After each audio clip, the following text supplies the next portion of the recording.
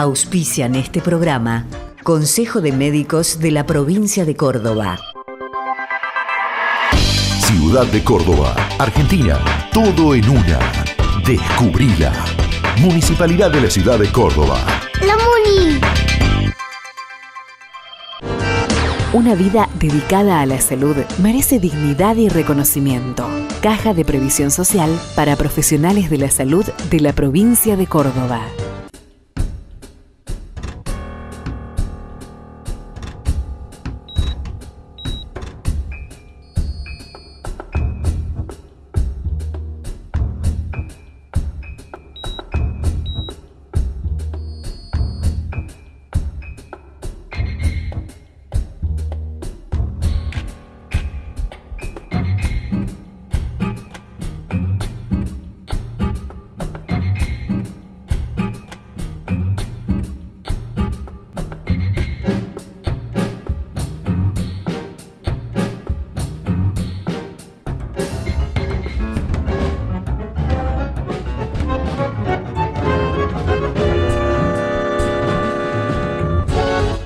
Bienvenidos a este nuevo programa de Principio Activo Salud.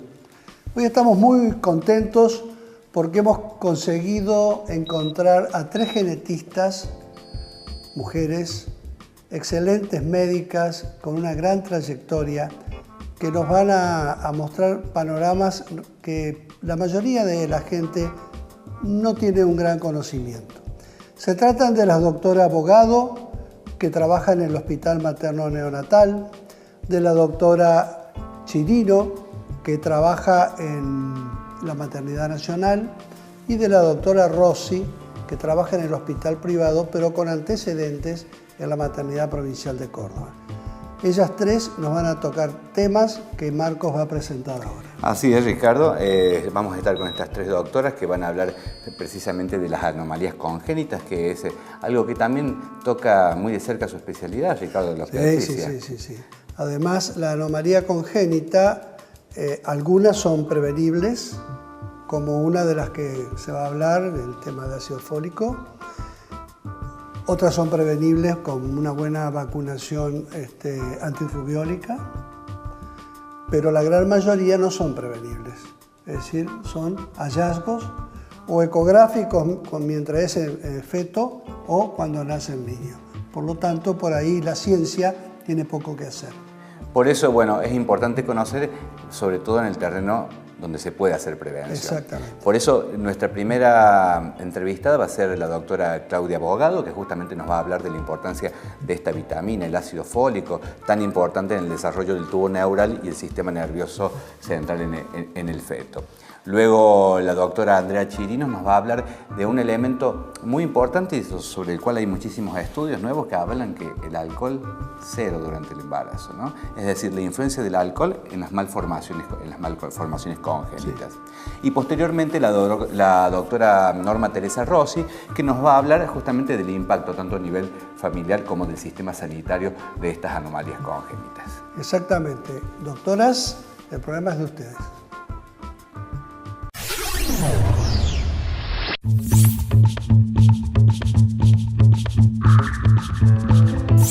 Las anomalías congénitas representan un grupo de enfermedades que no pueden soslayarse cuando hablamos de salud perinatal.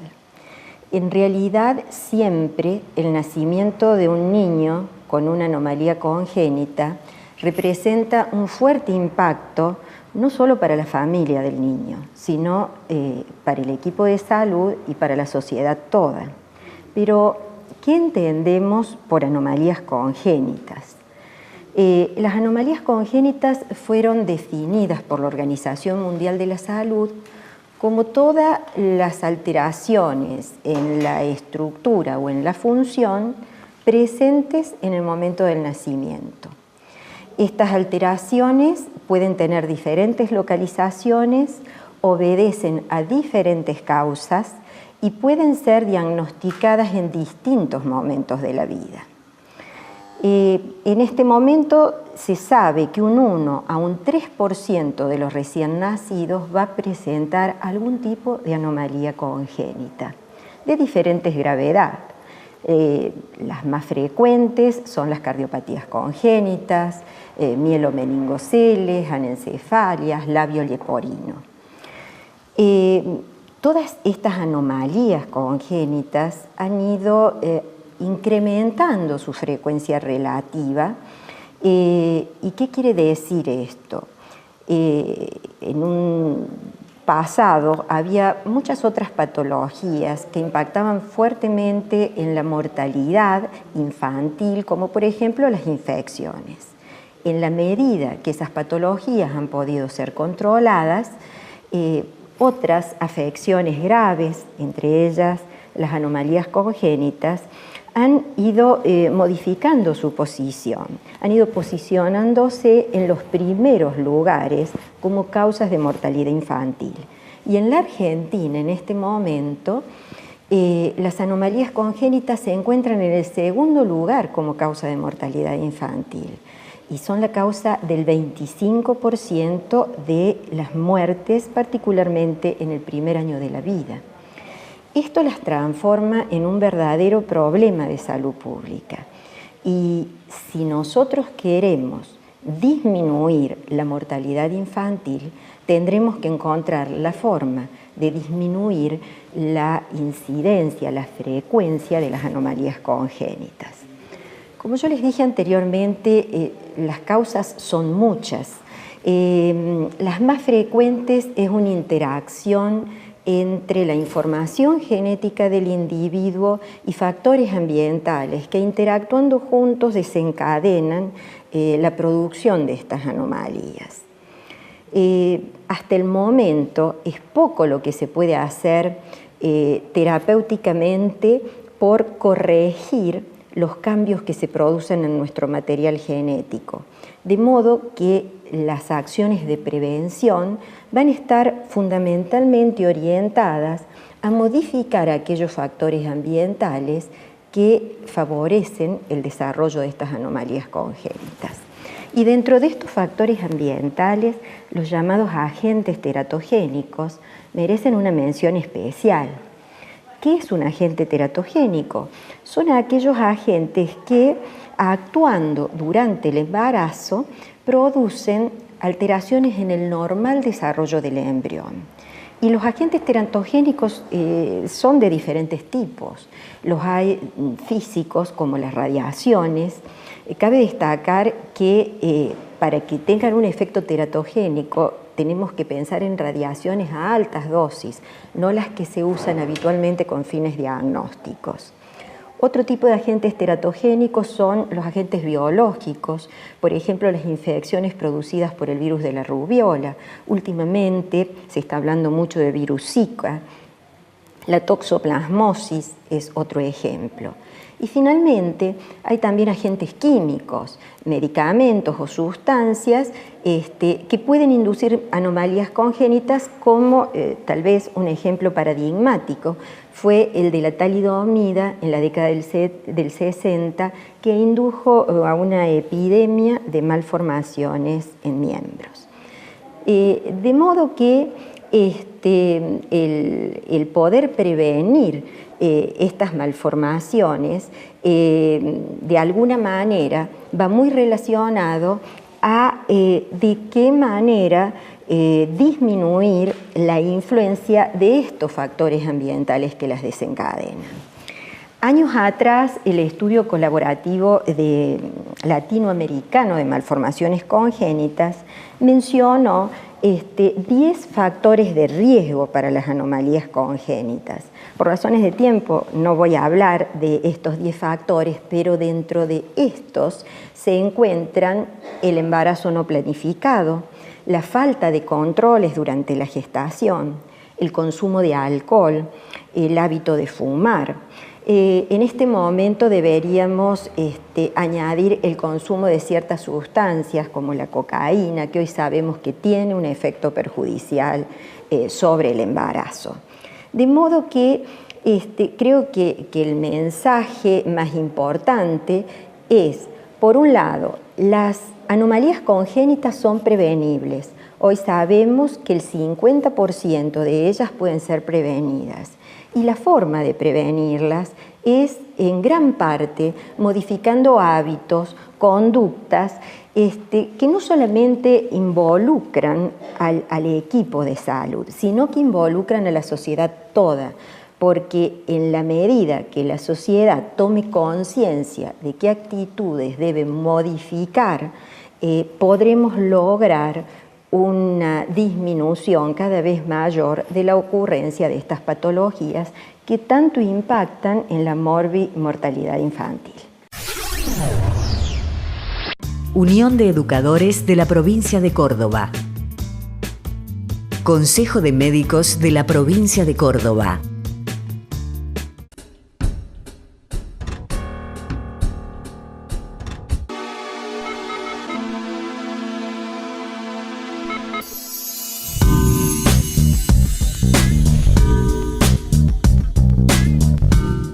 Otro de los modos de intervención que podríamos pensar, que si bien no es algo que sea esencial al sindicato, pero que tiene mucho que ver con nosotros, es cuando hace un tiempo, unos años ya, decidió crearse el Centro de Salud de la UPC. Además de pensar en la atención primaria de la salud, uno de los objetivos que este centro de salud tenía y ha tenido es el de trabajar en la prevención de algunas situaciones que tienen que ver con el trabajo docente en particular y con situaciones en general que tienen que ver con nuestro modo de vida, con nuestro modo de consumo de alimentos, de consumo de medicamentos.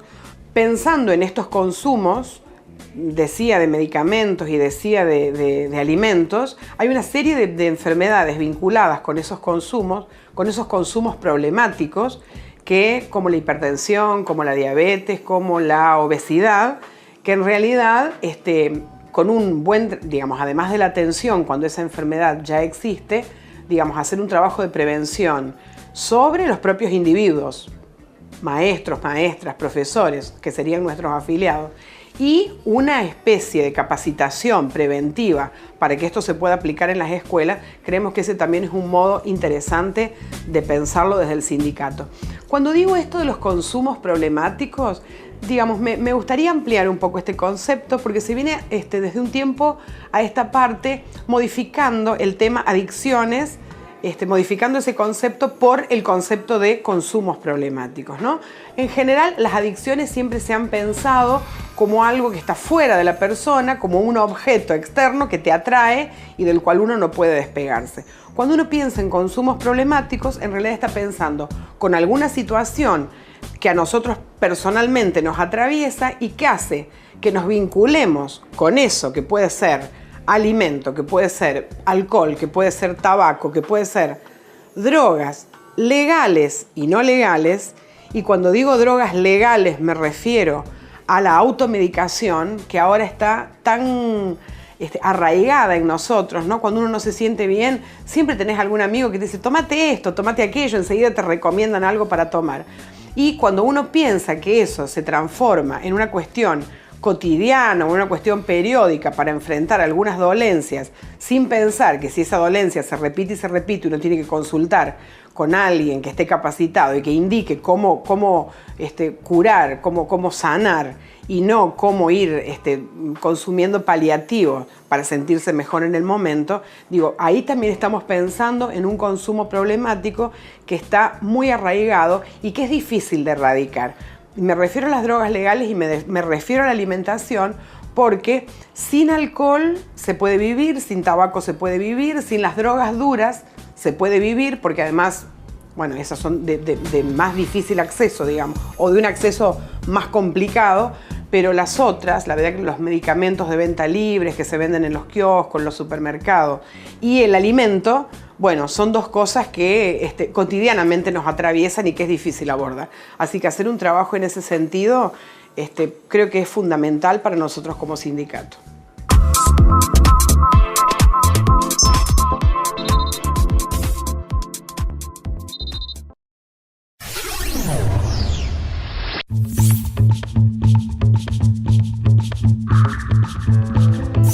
Malnutrición, diríamos, como decimos ahora. No es desnutrido, pero le faltan nutrientes esenciales. Uno de los casos emblemáticos es la falta subclínica de vitaminas. En el caso, por ejemplo, de la vitamina C, que no produce un escorbuto, porque todos mal que mal, un poquito de vitamina C algunos consumen. Digo no todos porque si uno piensa a veces cuánta vitamina C consumí en el día, que hay gente que no consume nada. Vos te pones a sumar, siempre digo a las nutricionistas y a los médicos que hacemos nutrición, que a veces uno le pregunta al paciente, a ver, decime qué comiste hoy, y uno detecta que han sido todo calorías vacías. Y eso tiene un costo, como vos decís. Tiene un costo no llamativo, que la persona se va a morir apenas salga del consultorio, pero sí a lo largo, esa mala alimentación produce niveles subóptimos de estos nutrientes. Eso va produciendo patologías que con el tiempo se van viendo en lugares que uno ni imaginaba. Por ejemplo, algo muy común hoy, ves mucho sangrado de encías. De hecho, las publicidades de dentífricos para sensibilidad para el sangrado de encías han aumentado, porque la gente está consumiendo cantidades muy pequeñas de vitamina C que no alcanzan al nivel óptimo para que las mucosas y para que las fibras de colágeno y para que los vasos sean del todo resistentes. Entonces no es un escorbuto, pero algunos dicen bueno, un escorbuto subcrónico clínico, da algunos síntomas, es por la cronicidad, por la falta, digamos, a largo plazo de cantidades óptimas, y lo peor de todo esto a veces es que estas cantidades óptimas no han sido científicamente establecidas. Ahora ha habido un debate hace muy poquito sobre la vitamina D en un council de vitamina D que se ha hecho en Estados Unidos, donde uno de los párrafos que a mí me llamó la atención y que los mismos investigadores señalan como algo muy llamativo, y es que como no encontraban un valor para decir cuál era el máximo, pusieron un valor arbitrario, y ese lo multiplicaron por un factor y dijeron, bueno, este va a ser el nivel máximo.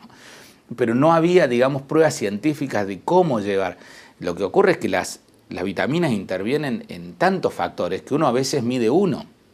Uno dice vitamina C, escorbuto, pero interviene en 420 reacciones químicas enzimáticas la vitamina C. Deberíamos medirlas a todas y hacer un promedio, y encima de eso cada persona tiene una variación y una necesidad individual. Entonces es muy difícil llegar a las cantidades óptimas muchas veces, y sobre todo cuando empezamos a comer, como decíamos recién, cosas que vienen procesadas, y donde el industrial, hay que acordarse esto, lo que quiere la persona que comercia con esto es ganar plata. Entonces vos, por ejemplo, tenés una hermosa lechuga verde que ha sido cultivada con 3 nutrientes, nitrógeno, fósforo y potasio, y es preciosa, verde, saludable. Tenés otra lechuga no tan saludable, media verde, linda, pero por ahí chamuscadita, y que tiene 200 nutrientes, puede haber sido hecha en una huerta orgánica. Ahorita la huerta orgánica sale 10 veces más porque tiene un montón de nutrientes, abono, la ha cuidado el productor. La otra la hicieron en laboratorio y se puede vender como un producto sintético, fíjate vos. Y a la vista son exactamente lo mismo. Entonces vos estás comiendo en 3 nutrientes nada más que te dan falta, y en la otra estás consumiendo un montón de nutrientes que necesitas. Entonces eso va pasando con la alimentación. Le van poniendo de todo lo menor cantidad posible para tener más rédito todas las industrias. Esto en todo el mundo, ¿no? Esto es algo mundial, es algo que se replica en todos lados. Las empresas quieren ganar mucho y para ello tienen que recortar la cantidad de cosas que lleva un alimento. Los alimentos son muy complejos. Imagínate que a veces uno habla de una lechuga y tiene tantas cosas, una lechuga orgánica, y haces una corrida electroforética a una de invernadero, creada eso, y tenés muchísimo pesticida, que no tenía esta otra, tenés muchísimo organofosforado, tenés un montón de cosas y muy pocos nutrientes. Entonces encima le das pocos nutrientes, envenenás de alguna manera también el cuerpo. Eso es algo que estamos muy expuestos hoy también, ¿no?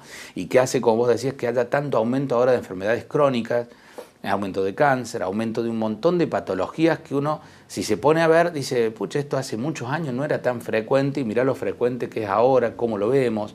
Y eso ocurre, uno de los grandes problemas es la alimentación, todo lo que estamos incorporando, ¿no? Sin duda. Unión de Educadores de la Provincia de Córdoba. Consejo de Médicos de la Provincia de Córdoba.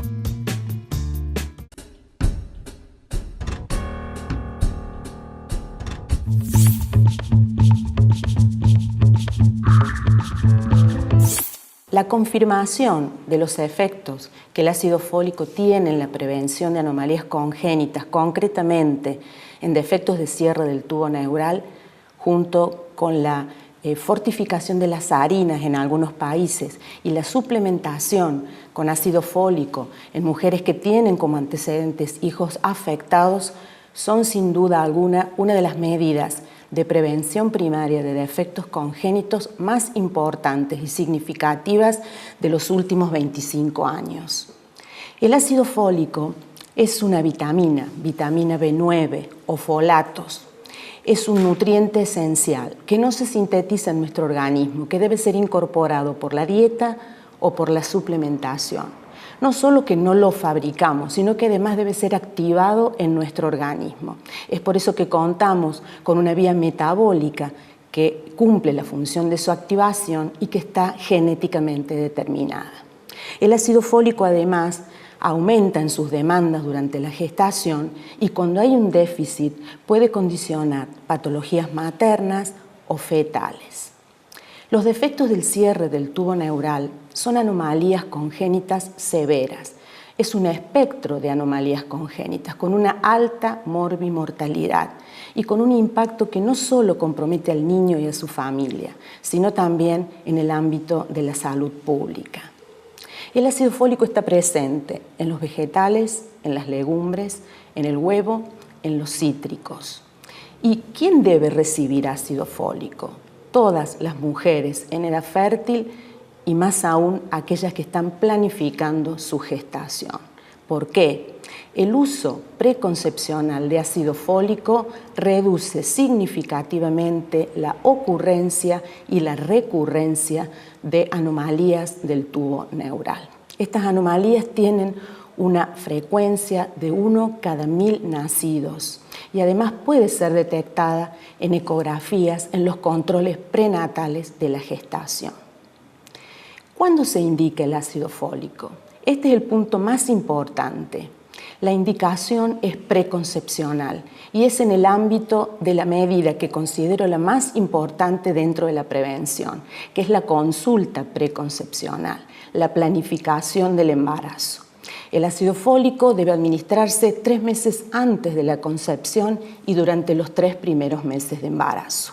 Esto está determinado porque el tubo neural se forma entre el día 7 y el día 28. Todavía no sabemos que estamos embarazadas y ya se está desarrollando. De allí que la importancia de esta acción, de esta vitamina, tiene que ver con su uso previo a la gestación. En síntesis, el ácido fólico es una medida de prevención económica y eficaz. Aún no hemos logrado una cobertura en la población suficiente. Ese es el desafío y la estrategia es la información del equipo de salud y de los pacientes y también el compromiso del Estado, de los agentes de salud y también de los propios pacientes. El impacto en la salud pública tiene que ver con la morbimortalidad de los pacientes involucrados, fundamentalmente con la morbilidad. Compromete la calidad de vida, requiere de intervenciones quirúrgicas, de tratamientos, condiciona en estos niños la situación de rehabilitación y de trabajos de equipos interdisciplinarios para lograr un mejor desarrollo. Tenemos y contamos con una medida de prevención que disminuye hasta un 70% el riesgo de que esta situación se dé.